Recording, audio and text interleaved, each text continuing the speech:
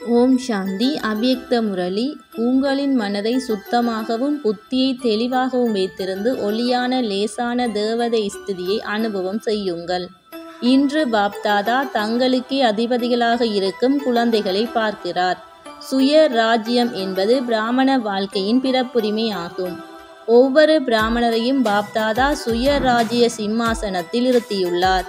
ஒவ்வொரு பிராமண ஆத்மாவும் பிறவி எடுத்த உடனேயே சுய ராஜ்யத்திற்கான உரிமையை பெற்றுள்ளார்.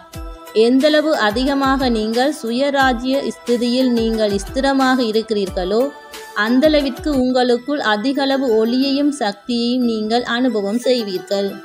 இன்று பாப்தாதா ஒவ்வொரு குழந்தையின் நெற்றியிலும் ஒளிக்கிரீடத்தை பார்க்கிறார். எந்தளவிற்கு நீங்கள் உங்களுக்குள் சக்தியை கிரகிக்கிறீர்களோ அந்தளவிற்கு உங்களின் கிரீடமும் வரிசை கிரகமாக பிரகாசிக்கும்.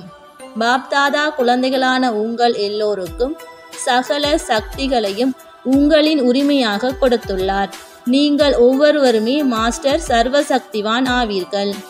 ஆனால் அதை கிரகிப்பதில் நீங்கள் வரிசை கிரகமானவர்கள் ஆகுகிறீர்கள்.